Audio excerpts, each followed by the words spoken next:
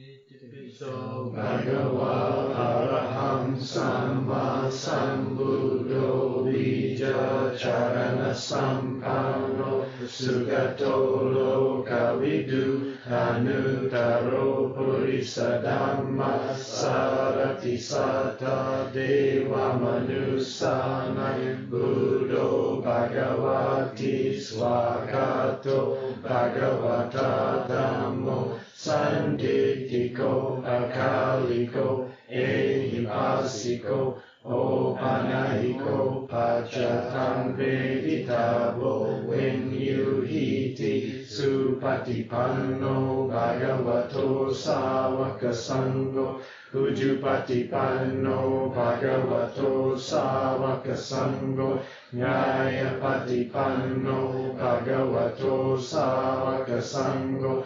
Samicipatipanno Bhagavato Savaka Sangho Yaridam Chatari Purisa Yugani Atta Purisa Pugala Esa Bhagavato Savaka Sangho Ahuneyo Ahuneyo Dakineyo Anjali Karanyo Anuttaram Punya Ketan Lokasati. I want to do a guided meditation this evening, something a little different, be relevant to what I plan to talk about. This is one of the methods of meditation as taught by Ajahn Lee Damodaro, one of the famous Thai meditation masters, and one who's, might say, a little bit off the main line of succession. So begin by sitting in your comfortable meditation posture. And we'll begin just a few minutes just with mindfulness of breathing. Pay attention to the breath as it enters and exits through the nostrils. Keep the mind and body relaxed. Just be aware of the sensation of breathing.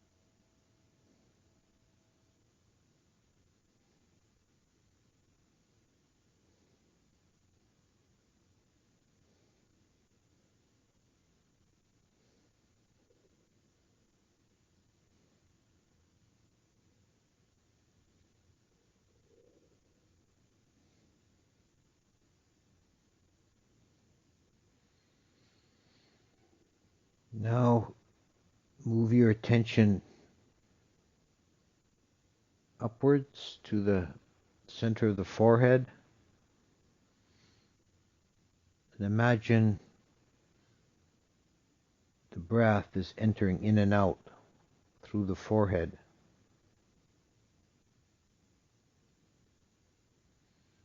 Try to feel that as if there were an aperture in the middle of the forehead, the breath passing in and out.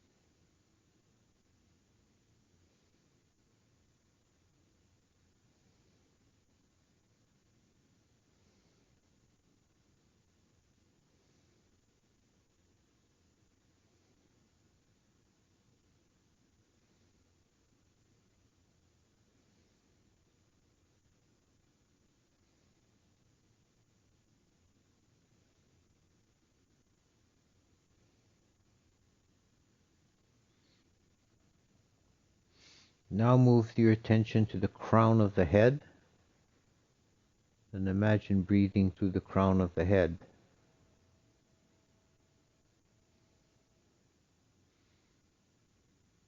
Try to feel a sensation of the breath at that point, entering and exiting.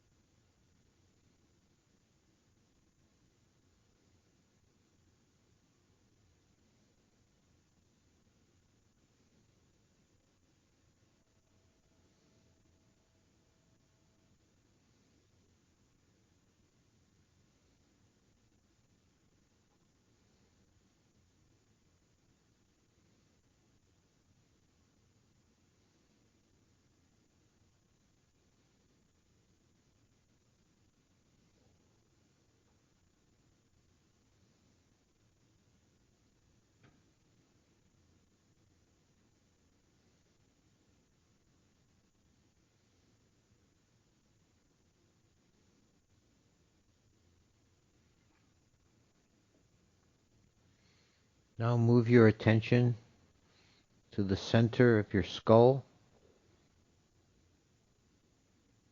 Visualize there a white light filling the space, the interior of the head.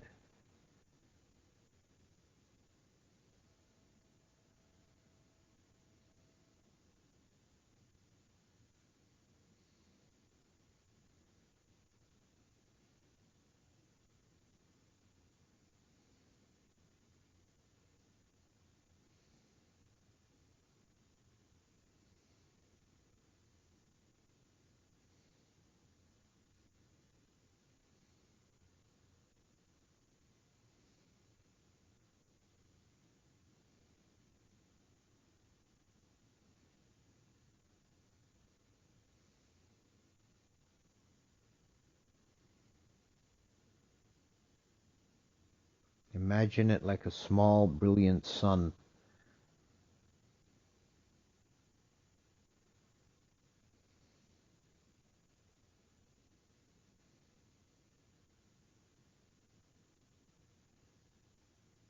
But purely white.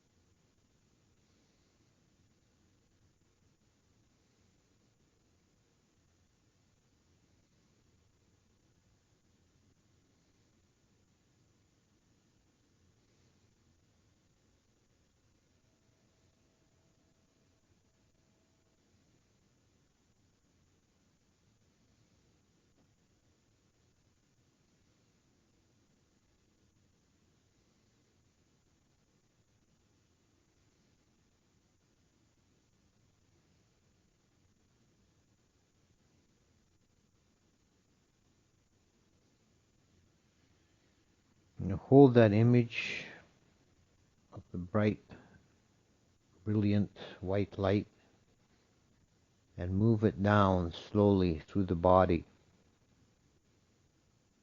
past the throat, past the heart, and settle it in the middle of the abdomen.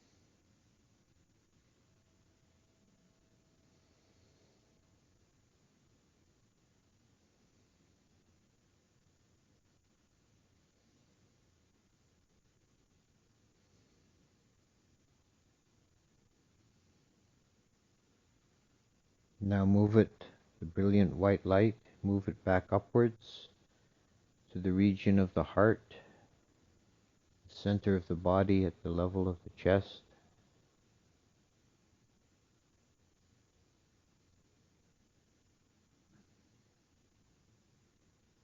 Visualize it there, as bright and as white as you can make it.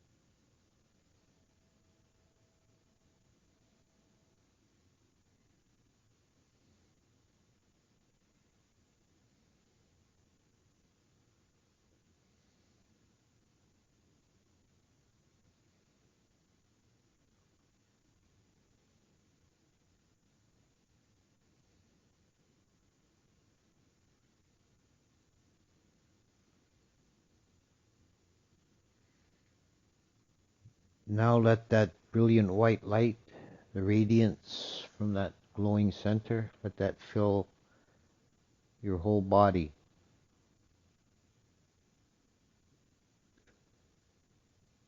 Brilliant white light filling the cavity of the trunk, chest and the abdomen, down the limbs, the arms to the fingertips, the legs to the toes, the head,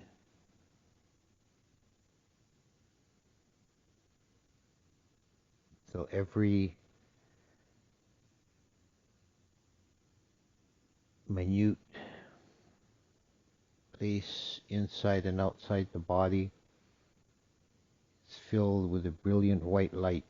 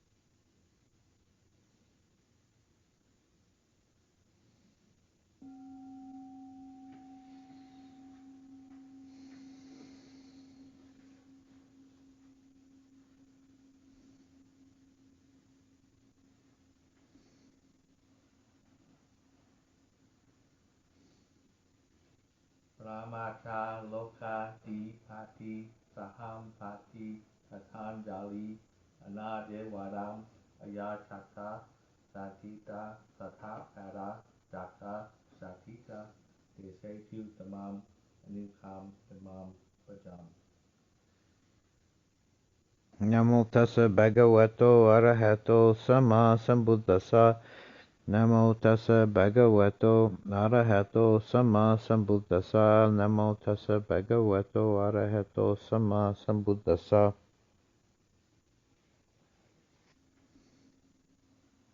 As I mentioned at the outset, that meditation comes from Ajahn Lee Damodaro. He was the very famous Thai meditation master whose lineage now we have Ajahn Jeff Tanisaro, the well-known Westerner. He's in that lineage. And it's that meditation may seem very unusual, different from what you're familiar with if you've been mostly studying Theravada. Some will have recognized, if you've had any exposure to Tibetan Buddhism or to Kundalini Yoga, you may see resonances of that meditation in those traditions.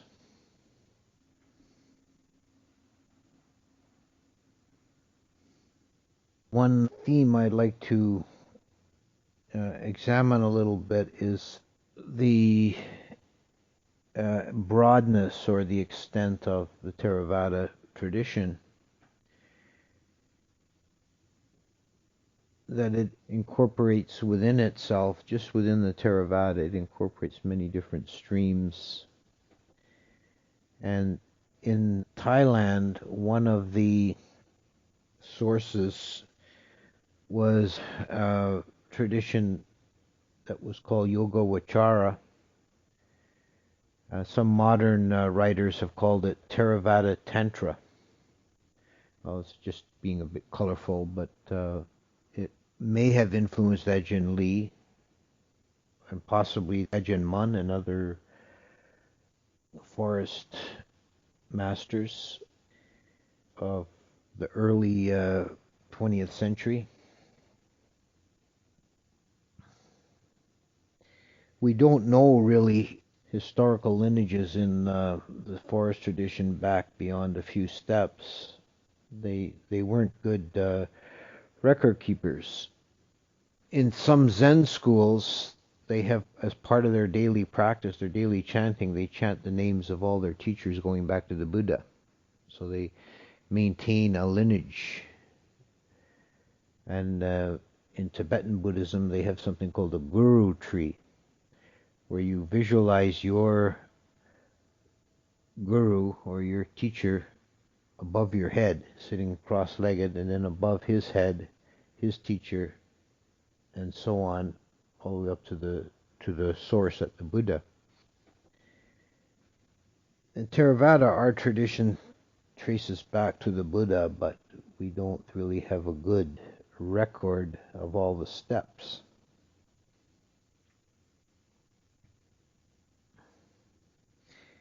One of the fountainheads, well, the fountainhead of Theravada is Sri Lanka. And there were, at one time in Sri Lanka, there were two rival monasteries, the Mahavihara and the Abhayagiri. And what we now think of as the main line Orthodox Theravada comes down to us through the Mahavihara tradition. And the most famous work of that monastery was Buddhaghosa's Visuddhimagga, as well as all the commentaries. The Abhayagiri monastery was criticized by the Mahavihara people as being heterodox and allowing Mahayana influence. and we don't have much surviving because the Mahavihara won and ended up taking over everything. So we don't have too much left of the Abhagiri teachings. One work is the Vimuttimagga, which is a interesting text parallel to the Visuddhimagga, teaching meditation methods. And many of us who have compared the two works, we prefer the Vimuttimagga on breath meditation. It seems to be more clear and to the point. It's somewhat difficult text to read because it doesn't survive in the original, but only in Chinese translation.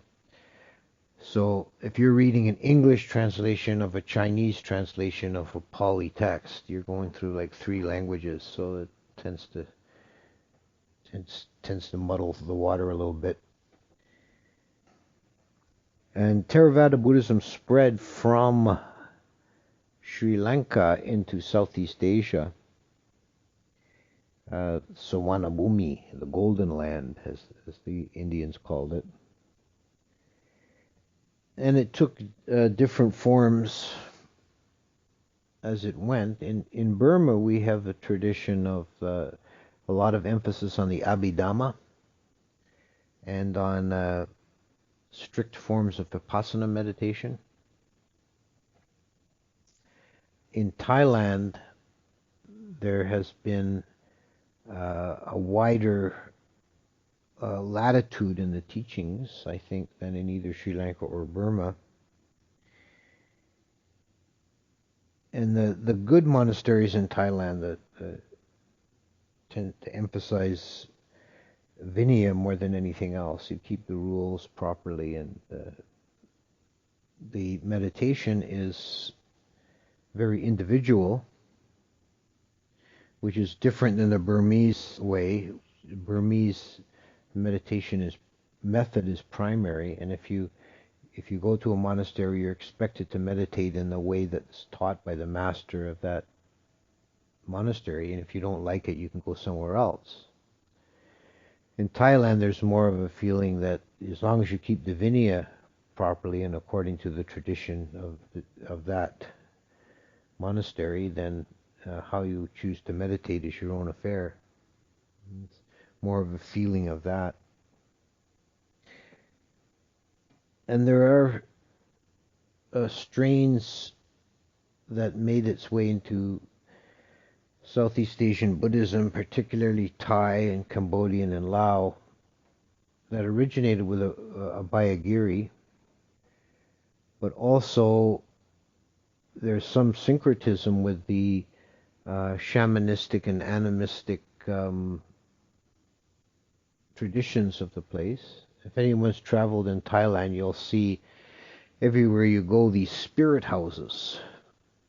They look to us like little bird houses or doll houses. They're like a little house on a stick in the yard. And that's for the spirits. And people will make offerings of rice and so on. And there'll be a tradition of honoring the spirits. And that doesn't come really out of Buddhism. That comes from animistic pre-Buddhist layer.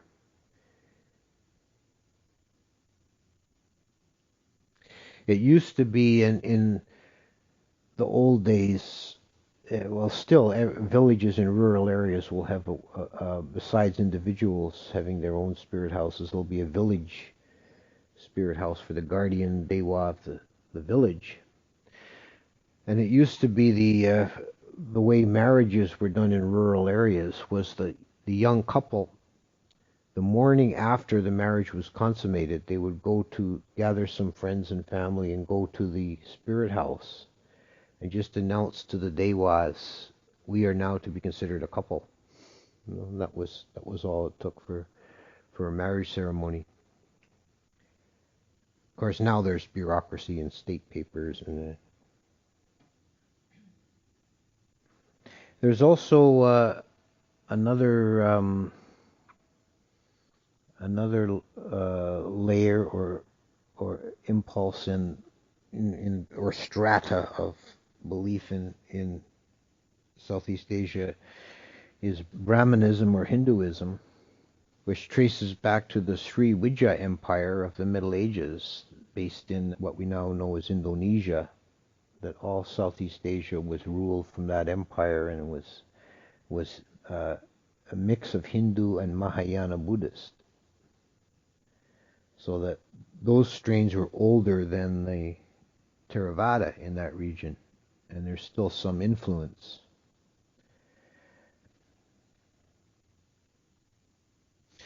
For example, the string ceremony.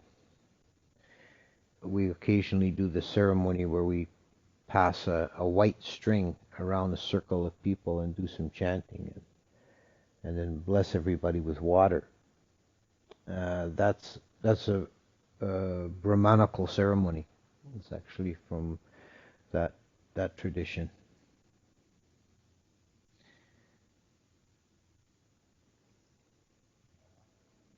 So what they called Yoga Vichara was a mix of all these different influences. And it could be called magical or mystery kind of tradition. And the meditations use movement of energies through the body, and the subtle body, very much similar to Kundalini or Tibetan Tantra practices, which is something you don't find as an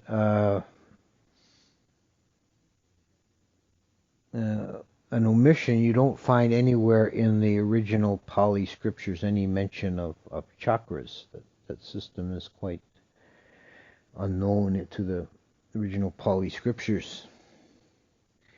But there is, right from the suttas, there are mentions of something called the mind-made body, Manomayakaya, the mind-made body, which can be drawn from the physical body like a reed from a sheath, and is complete with all its limbs and faculties. And this is among the list of psychic powers. So it's what could be compared to astral projection. That the mind-made body can travel from the physical body.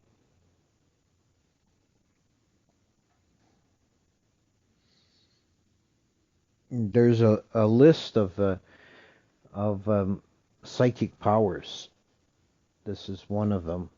Other ones include walking through walls, walking on water, levitating, reading minds, other people's minds, seeing visions at a distance. This is a divine eye, Dibba Chaku, which also allows you to see other realms, like appearance of devas and ghosts. Well, if one has Dibba Chaku, you can see them. And the Visuddhimagga, this Theravada text, has a section on psychic powers and actually talks about methods of developing them. For example, walking on water is achieved by developing mastery of the earth kasina. Develop jhana, or complete unification of mind, on the sign of earth. And then, using that mastery of that kasina, you can walk out onto water by willing, under my feet, may this water be earth for me. You know? And likewise, walking through walls is achieved by mastery of the water kasina, and the solid object becomes water for you.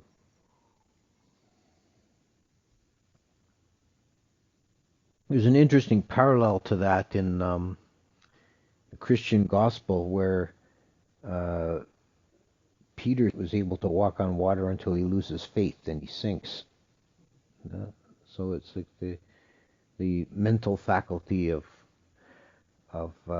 sada, faith. As long as you believe completely that it's earth under your feet. You can walk on it. And that requires total mastery or unification of mind. In Thailand, you hear many stories told, often and commonly believed, about various monks that have psychic powers. They're able to do all kinds of miraculous things. There's one story in Ajahn Mun's biography where he's talking about his teacher Ajahn Sao. And he says Ajahn Sao had a problem when he was meditating. He kept levitating. We didn't want to. He just kept floating off the floor. And sometimes he'd fall from a few feet. And one time he hurt his hip pretty badly. It says that Ajahn Sao wondered, am I just hallucinating this or am I actually floating? And he took a small colored piece of cardboard and kept it in his lap. And then when he was floated up to the roof of his hut, he tucked it into the grass roof. And then later, when he was finished his meditation, he went and looked, and there it was up in the roof. So he checked on himself. So there was, even though it was somewhat outside of the Orthodox tradition, there has always been this kind of mystical strain in Southeast Asian Buddhism. And you'll see sometimes it degenerates into superstition and actually somewhat of tricking people. The very common thing is magical amulets. And they actually have magazines you can buy, like you buy here, Car and Truck Trader, newspaper with, they have amulets for sale, and they have little, like a flyer with pictures, and people will collect and pay high prices for particularly valuable amulets.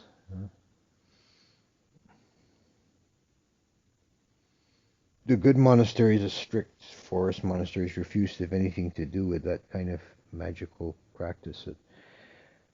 I did hear that Ajahn Chah wants somebody begging him to give him bless an amulet, or put his seal on an amulet or something, and he actually bent so far that time to do it, but then he told the fellow, now this is a very special amulet. It only works if you keep the 5 precepts.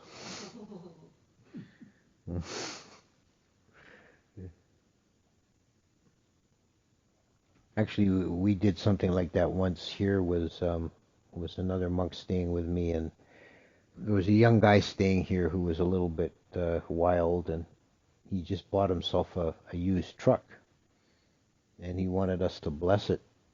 So we agreed to we did a little ceremony and sprinkled water on the engine, and told him, now this ceremony is only good up to 60 miles an hour.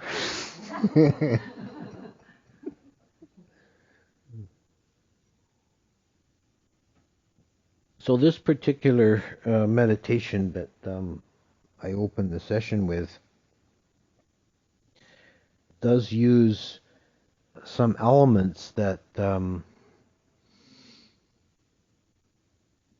from outside the main line of Theravada Buddhism.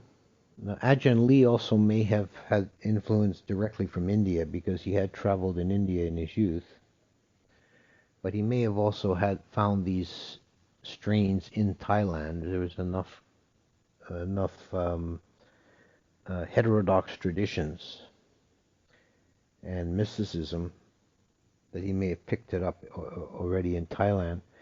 But it uses visualization, which is something a main element in Tibetan practice. And it has at least some reference to a chakra system, which you don't find described anywhere in the Pali texts. The idea of the chakras is related to the subtle body, which I've already mentioned. There is some parallel, at least, to the subtle body in the mind-made body. Subtle body or energetic body is another level of being beyond the physical body, or within or parallel to the physical body. And you have these energy centers, and there are different systems, but the one that's most common is the 7 chakras, beginning with the root chakra at the base of the spine and then ending with the crown chakra at the top of the head. And it has occurred to me that there is a possible interesting parallel and something that actually can be used as a contemplation between the 7 chakras and the various realms of existence, specifically the 6 sensual heavens of the Devas plus the Brahmaloka. So if you start at the root chakra at the base of the spine, this is a 4-fold lotus, and it's associated with self-integrity, setting boundaries, solidity. And if it's dysfunctional, then it is very problematic, and it opens one to all kind of lower level negativities. The realm of the 4 great kings is the realm of the guardians of the world, the 4 great kings, and they defend, amongst their other functions, they defend the higher heavens from assault by the asuras who come surging up from below. So they're the guardians of the gateway. This is at the root. Then the next chakra is associated with the sexual organs. It's in the pubic area, just above the sexual organs. And it's the chakra of sensuality, of pleasure, and enjoyment of the senses. And this is equivalent to the next heaven is Tawatingsa heaven, which is described in very luxurious Indian term. Ancient India loved lavish, over-the-top descriptions of sensual paradises. They would just go on and on and on details, and it's one of their favorite motifs. And this is Tawatingsa heaven. Is a land of the realm of sensuality par excellence. Then beyond that is the Yama heaven, the contented or peaceful heaven, which is in our parallel that we're developing here is the Naval Chakra, which is the seat of the emotional life. And when it's open and functioning fully, it's a scene of oceanic bliss. When it's dysfunctional, it's blocked, and there's anxiety and nervousness, fear, and we talk about having butterflies in the stomach, right? So it's the association. But when it's open, it's oceanic bliss, and the Yama heaven is the first heaven that's beyond any conflict. There's no conflict or threat. It's completely at peace. It's beyond the reach of the asuras. Then Tusita heaven is the next one, which we're seating as parallel to the heart chakra. This is the site of love and compassion, outflowing of metta, karuna, is the heart chakra. And this is the heaven where the Bodhisattva dwells, where he sits, the Buddha to be. So the Buddha in waiting, the potentiality of Buddhahood is found there in the heart chakra.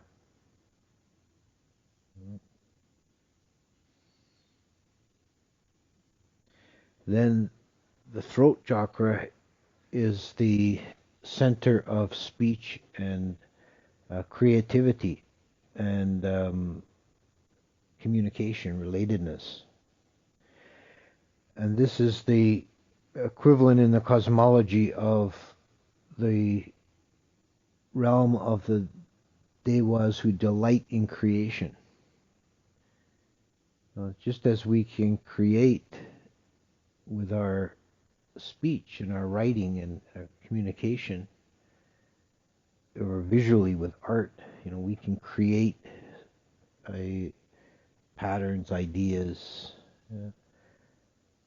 So these beings have the power of creation to the extent that their minds can totally control their external reality, and they can just will things into existence. Then the center of the forehead is the third eye chakra, which is intuition, secret knowledge, the higher wisdom. Yeah? It's also the will and the intellect, and this is the site of or the parallel to those devas that delight in the creation of others. These are powerful beings who delight in their own existence, and they are served by the beings who create.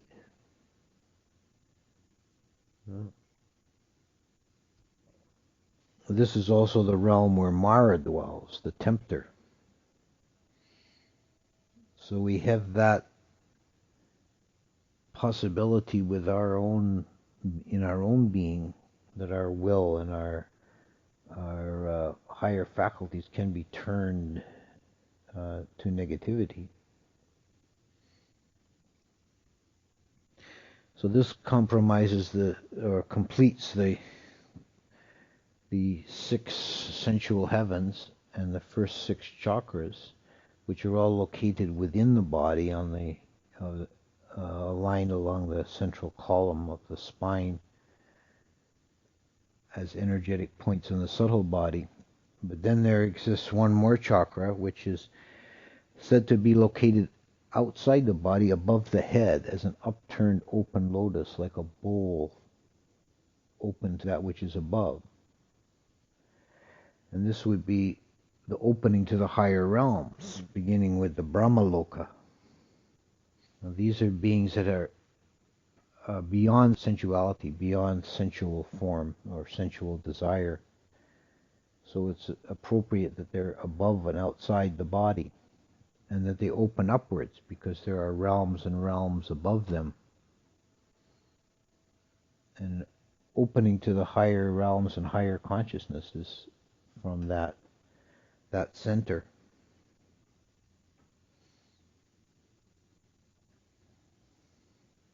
So this is kind of a speculative parallel that I'm presenting. Something that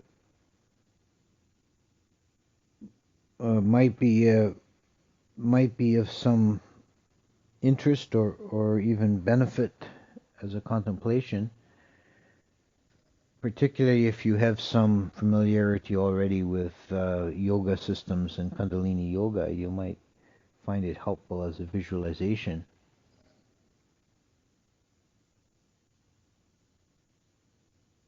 And all these, the relationship between the inner space and the outer space, our own being and the greater cosmos, is a fascinating one, and open to all kinds of levels of contemplation.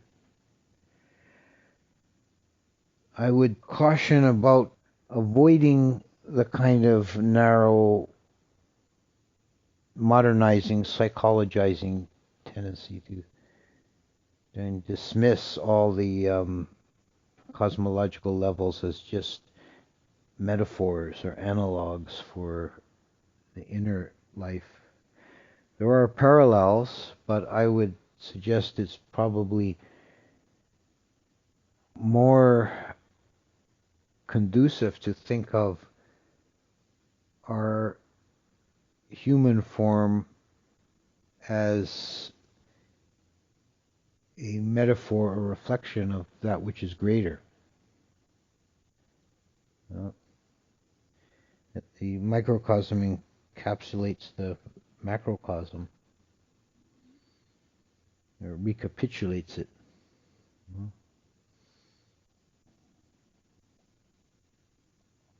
So I think I'll stop there. I've kind of covered a lot of ground and went into some strange corners, but hopefully you find something of interest.